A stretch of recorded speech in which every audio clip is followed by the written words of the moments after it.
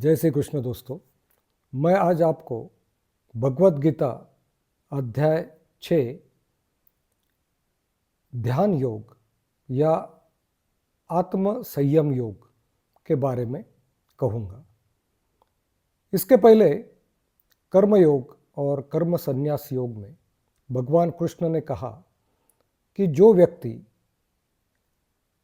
फल की अपेक्षा न रखते हुए अपने कर्तव्य करता है, जिसका आत्मा शुद्ध है और वो अपने बुद्धि से अपने मन पर कंट्रोल करता है, मन उसके कारण स्थिर होता है और उसके कारण वह मन उसके इंद्रियों को वश करता है और उसके कारण उसके इंद्रिय मन के जैसे ही चलते हैं और उसके कारण उसका पूरा शरीर को मन कंट्रोल करता है।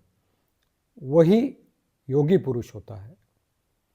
तो इस पर अर्जुन ने भगवान कृष्ण को कहा कि हे भगवान, आदमी का मन यह बड़ा बलवान है और वो बहुत चंचल भी है, तो उसे काबू में रखना बहुत ही मुश्किल है।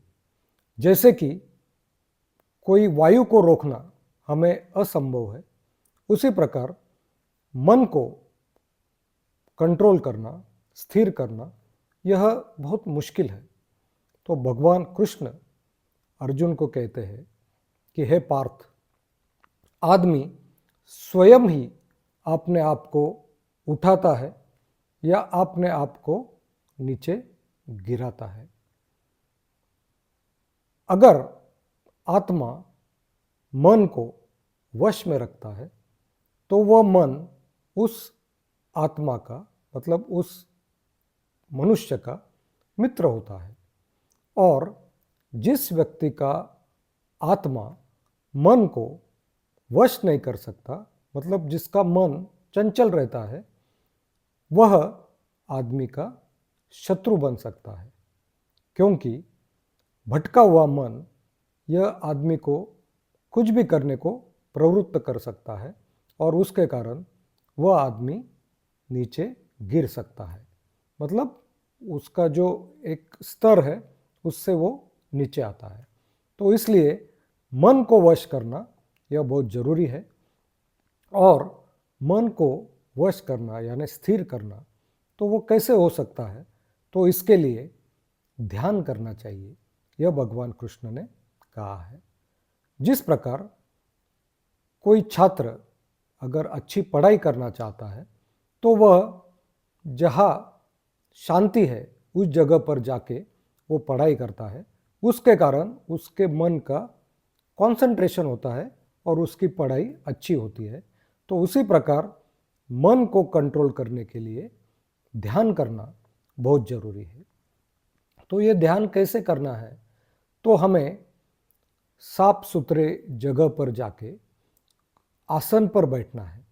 ये जो आसन है यह बहुत नीचे भी नहीं होना चाहिए और बहुत ऊंचा भी नहीं होना चाहिए। उस आसन पर हमें बैठते समय हमारा शरीर, हमारी गर्दन और हमारा सर यह एक ही लाइन में सीधा हमें बैठना चाहिए और आंखें बंद करके हमारी दृष्टि नाक के आगे स्थिर करनी चाहिए। उसके कारण हम एक अच्छा ध्यान कर सकते हैं। और ध्यान करते हुए अगर परमात्मा का चिंतन करते हैं, परमात्मा पर कंसंट्रेशन करते हैं, तो आपका ध्यान ज़्यादा अच्छा होता है, आपका मन विचलित नहीं होता है और तब आपको एक मनःशांति मिलती है और एक आनंद मिलता है। बहुत बार क्या होता है कि ये ध्यान करते समय हमारा मन भटक जाता है या हमें ऐसा लगता है कि अरे अभी उड़ जाए, मतलब थोड़ा बोरिंग होता है। तो अगर हम परमात्मा का चिंतन करते हैं ध्यान करते समय, तो हमारा एक अच्छा फोकस होगा और ज़्यादा से ज़्यादा हमें इसकी प्रैक्टिस करनी पड़ेगी। जैसे कि कोई क्रिकेटर है, कोई स्पोर्ट्समैन है तो ज़्यादा से ज़्यादा प्रैक्टिस करके वो कोई लक्ष्य हासिल करता है।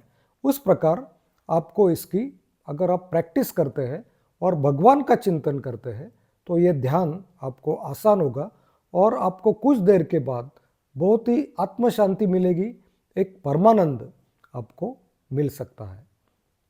और एक बात भगवान ने कही है कि हमें त्रिसूत्री अपनानी चाहिए। अगर हमें सुखी रहना है, हमें रोग विरहित रहना है, तो हमें त्रिसूत्री अपनानी चाहिए।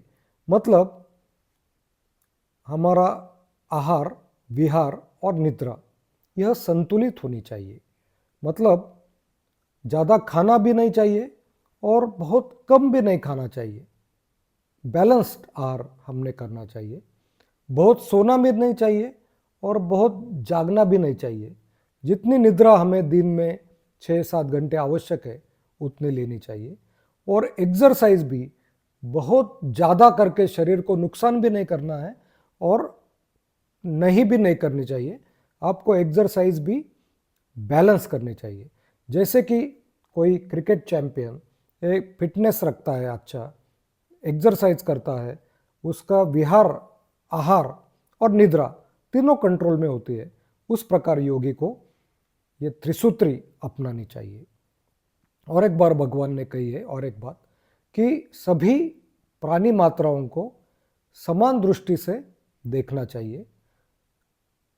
उनका जो आत्मा है वो अपना आत्मा ऐसा समझना चाहिए और अपने आप को अगर परमात्मा में आप देखते हो, परमात्मा को विलीन करते हो, तो वह व्यक्ति परमात्मा को प्रिय होती है।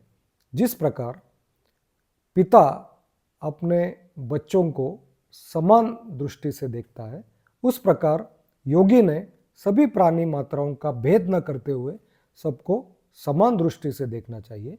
और जिस प्रकार अगर कोई छात्र अच्छी पढ़ाई करता है, ईमानदारी से करता है और वो अगर अपने गुरु पर विश्वास रखता है, गुरु जो भी कहते हैं वो सुनता है, तो ऐसा विद्यार्थी गुरु को प्रिय होता है। उसी प्रकार जो व्यक्ति भगवान पर प्रेम करता है, भगवान का चिंतन करता है, भगवान की भक्ति करता है, वह व्यक्ति भगवान को भी प्रिय होती है।